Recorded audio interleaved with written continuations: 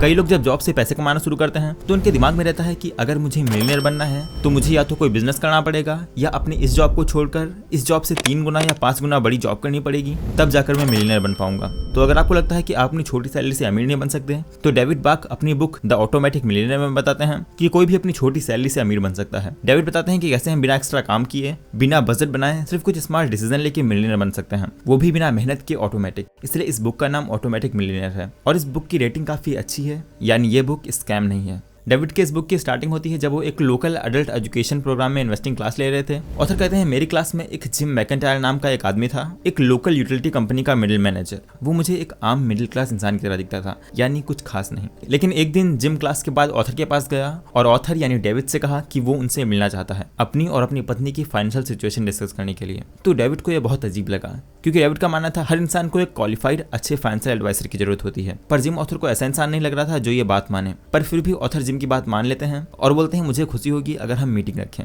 लेकिन अगर तुम्हें मेरी मदद चाहिए तो तुम्हारे साथ तुम्हारी पत्नी भी आनी चाहिए, क्योंकि मेरा ग्रुप सिर्फ उन कपल्स के लिए पैसे मैनेज करता है जो अपनी फाइनेंसेस को साथ में मैनेज करते हैं। जिस पर जिम ने डेविड से कहा, ठीक है, कोई प्रॉब्लम नहीं। उसके बाद अगले ही दिन जिम और उसकी पत्नी शू डेविड के पास आते हैं और शू डेविड से बोलती है उसने डेविड का smart women finish rich seminar attend किया था और वो डेविड के और भी नए कोर्स के लिए अप्लाई करेगी, क्योंकि उसे डेविड की एक्सप्लेन करने का तरीका काफी पसंद आया। और ऐसे ही जिम, शू और डेविड आपस में बात करते हैं, जिसके बाद जिम बोलता है कि वो अगले महीने में ही रिटायर होने का सोच रहा है। और ये बात सुनकर डेविड को बहुत सरप्राइज हुआ, क्योंकि डेविड को पता था कि ये दोनों लगभग 50 साल के होंगे, जो एक सेम कंपनी में 30 साल से काम कर रहे हैं और ज्यादा से ज्यादा $40,000 पर ईयर कमा रहे थे और ये बजट पे भी विश्वास नहीं करते थे। फिर भी डेविड ने उनसे उनकी फाइनेंशियल कहानी सुनाने को कहा। शू ने बताना शुरू किया कि उसने और जिम ने शादी करी थी जब मैं 19 और जिम 21 साल के थे। हमारे पेरेंट्स ने हमें कई फाइनेंशियल लेसन सिखाए और हमें कई मनी प्रिंसिपल्स बताए, जिससे हमें अपनी $40,000 पर ईयर, जो कि अमेरिका के लिए बहुत छोटी सैलरी है, हम इससे मिलियनेयर बने, और वो भी बिना विल पावर और डिसिप्लिन के।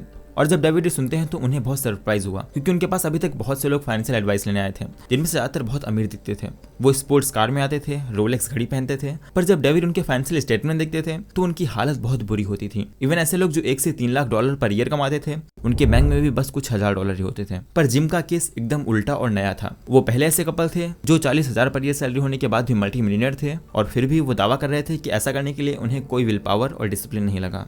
वैसे तो जिम और शू डेविड से कुछ सीखने आए थे, पर यहाँ डेविड ने जिम से पूछा कि वो अपने प्रिंसिपल्स बताएं जो उनके पेरेंट्स ने उन्हें सिखाएं, जिन्हें अप्लाई करके वो छोटी सैलरी से करोड़पति बने। जिस पर शू बताना शुरू करती है, क्या आप जानते हैं वो कॉन्सेप्ट जो आप अपने सेमिनार्स में सिखाते हैं, जिसे आप द लाटे फैक्टर कहते हैं, जहां आप लोगों को सिखाते हैं कि महंगी कॉफी पर रोज पैसे बर्बाद करने की जगह उसे इन्वेस्ट करो। जिस पर डेविड हाँ में से हिलाते हैं। मेरे पापा ने उसे दूसरे नाम से समझाया, पर प्रिंसिपल वही था। उन्होंने इसे कहा द सिगरेट फैक्टर, या अपने पैसे के साथ बेवकूफ ना बने फैक्टर भी कह सकते हैं। द लाटे फैक्टर, ये नाम शायद आपको अजीब लगे, लेकिन इस कॉन्सेप्ट की अंडरस्टैंडिंग हमारे फाइनेंशियल डिसीजन पे डीप इंपैक्ट डाल सकती है। तो पहले समझते हैं लाटे फैक्टर क्या है। हमारे रोजमर्रा के छोटे छोटे खर्चे, जैसे कि कॉफी या लाटे की कीमत, जब हम इसे लॉन्ग टर्म में देखते हैं तो ये हमारी इनकम का एक बड़ा हिस्सा बन जाता है। इसे एक एग्जांपल समझते हैं। जैसे रोहन हर रोज अपने ऑफिस के रास्ते में एक कॉफी शॉप होकर जाता था और हर रोज वहाँ कॉफी और कॉफी के साथ कुछ खाने के लिए खरीदता था, जिससे हर रोज वो इस पे $100 लगाता था, मतलब हर महीने 3,000 और हर साल $36,000 खर्च करता था। तो एक दिन रोहन ने सोचा कि क्या हो अगर वो ये $100 रोज बचा ले। तो वो अपनी आदत बदलने का डिसीजन लेता है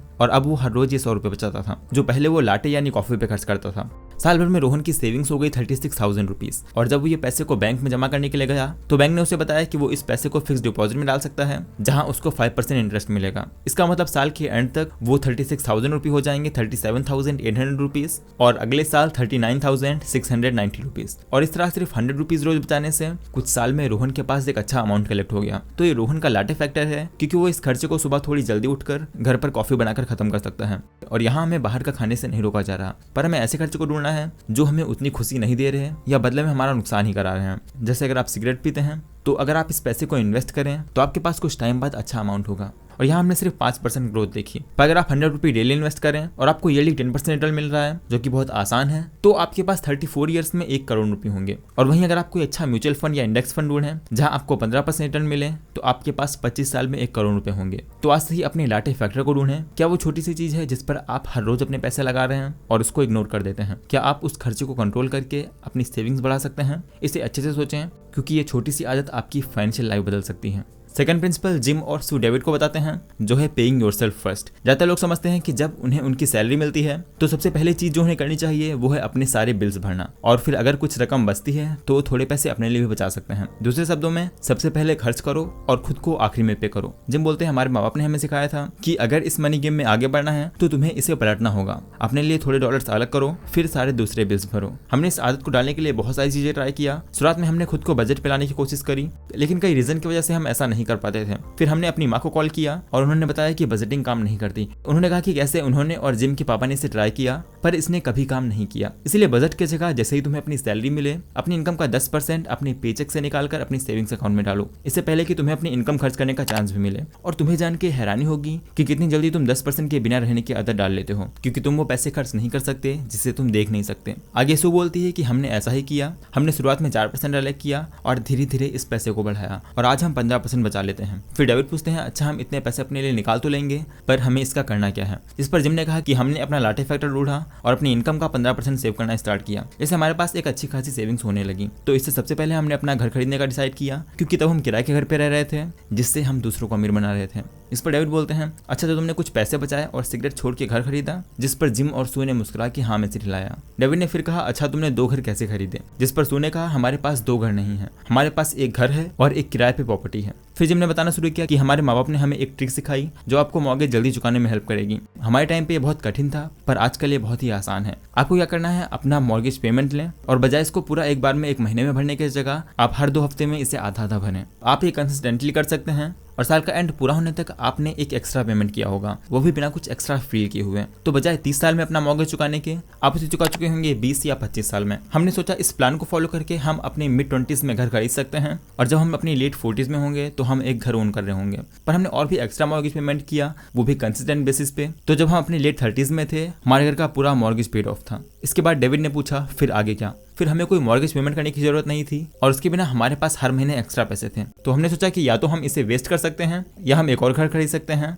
और पहले वाला रेंट कर सकते हैं। तो हमने यही किया, वही ट्रिक यूज करके पेमेंट शेड्यूल किया मॉर्गेज जल्दी चुकाने के लिए, और ऐसे हम 2 घर ओन करते हैं, एक रहने के लिए, दूसरा रेंट आउट करने के लिए, जिससे हमें एक अच्छी इनकम मिलती है। फिर जिम ने थोड़ा सोचा और बोलना शुरू किया, एक और चीज जो सू के पापा ने हमें सिखाया वो ये था कि कभी भी क्रेडिट पर ना खरीदें। उनकी एक स्ट्रिक्ट पॉलिसी थी जो उन्होंने हमें पास किया और जो हमने अपने बच्चों को पास किया। खर्च चाहे कितना भी बड़ा हो, आप उसे कैश में परचेस करें या उसे तब तक ना खरीदें जब तक कि आपके पास कैश में बाय करने के पैसे ना हो। ये रूल घर खरीदने पे अप्लाई नहीं होता है। और जैसा सू ने कहा, आप मॉर्गेज को जल्दी से जल्दी चुकाएं। ये हमेशा आसान नहीं होता पर यही रूल है। बिल्कुल सही सू ने बोला। जिम को अपनी बोट खरीदने के लिए 5 साल की बचत करनी पड़ी और फिर भी मैंने डिसाइड किया एक यूज्ड वन खरीदने का। जिम ने कहा, लेकिन वो ठीक है, मैं बिल्कुल खुश था। किसी और को मिस्टेक करने दो न्यू बोट खरीदने की फुल प्राइस पर, और फिर मैं उससे फ्रैक्शन ऑफ प्राइस पे उस बोट को खरीद सकता हूँ जितना उसने बोट को खरीदने के लिए पे किया। और हमने यही सेम चीज सभी कार्स पे अप्लाई किया। हमने हमेशा यूज्ड कार खरीदा और कभी रिग्रेट नहीं किया। कार को रिलायबल मैकेनिक से चेक करवाएं, अच्छे से उसका ध्यान रखें जिससे वो अच्छी चलेगी। कार की बात करके जिम को एक इमरजेंसी की याद आई, जब एक दिन उसकी मम्मी की अचानक तबियत खराब हो गई और उसे अपनी सेविंग्स जो ऑलरेडी जिम ने सोच के रखा था कि उसे कहाँ खर्च करना है, उसे हॉस्पिटल बिल्स में लगानी पड़ी। तो जिम डेविड को एक इंपॉर्टेंट लेसन बताते हैं जो उन्होंने इस इंसिडेंट से सीखा,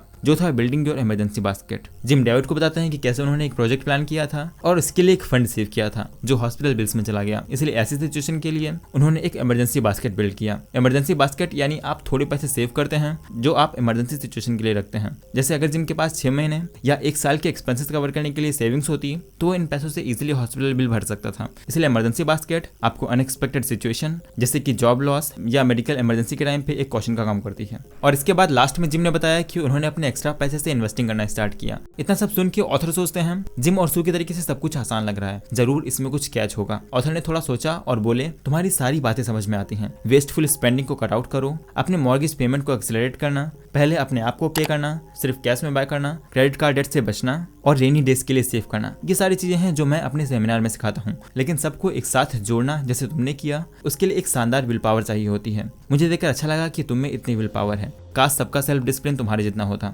जिस पर जिम और सू ने कहा, नहीं, तुम्हें विल पावर या डिसिप्लिन की जरूरत नहीं है। अगर हमारे पेरेंट्स की टिप्स को फॉलो करना सेल्फ डिसिप्लिन का मैटर होता तो हमने कब का गिव अप कर दिया होता। जिम डेविड से पूछते हैं, तुम्हें पता है अगर तुम्हें लगता है कि तुम्हें सेव करना चाहिए लेकिन तुम्हें डर है कि तुम कुछ और करने के लिए अटेम्प्ट हो सकते हो, तो तुम कैसे श्योर करोगे कि तुम सही चीज करो? जिम ने कंटिन्यू किया, ये सिंपल और ऑब्वियस है। तुम अपने डिसीजन को अपने हाथ से बाहर कर लोगे। तुम अरेंज करोगे कि वो सारी चीजें जो तुम्हें करनी चाहिए वो ऑटोमेटिकली हो जाएं। क्योंकि हम एक सोसाइटी में रहते हैं जिसमें advertisement, entertainment environment even government हम पे कंसिस्टेंट रूप से टेम्पटेशन की बारिश कर रही है, उसका एग्जैक्टली अपोजिट करने के लिए जो हमारे पेरेंट्स ने हमें सिखाया। इसलिए हमने लिटरली एक फुल प्रूफ ऑटोमेटिक सिस्टम बनाया वेल्थ अचीव करने के लिए। याद है मैंने पहले तुम्हें क्या बताया था कि कैसे हमने खुद को सबसे पहले पे करना शुरू किया, जिस पर डेविड ने हाँ में सर हिलाया। हमने ये अरेंज किया कि हमारे पे का एक पोर्शन ऑटोमेटिकली हमारे पेचेक से निकल जाए और सेविंग्स अकाउंट में चला जाए। हमने अपने एक्सेलरेटेड मॉर्गेज पेमेंट को सिमिलरली फैशन में हैंडल किया, जिस मिनट बैंक ने ऑटोमेटिक ट्रांसफर प्रोग्राम ऑफर करना शुरू किया। हमने 2 वीक में mortgage payment plus extra money को ऑटोमेट किया कि वो अपने आप से पे होती रहे बिना हमारे कुछ किए।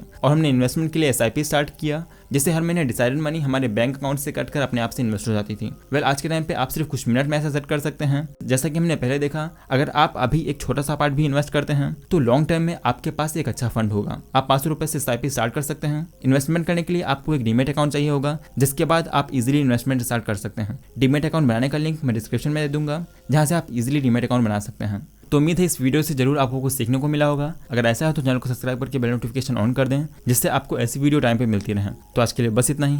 Thanks for watching.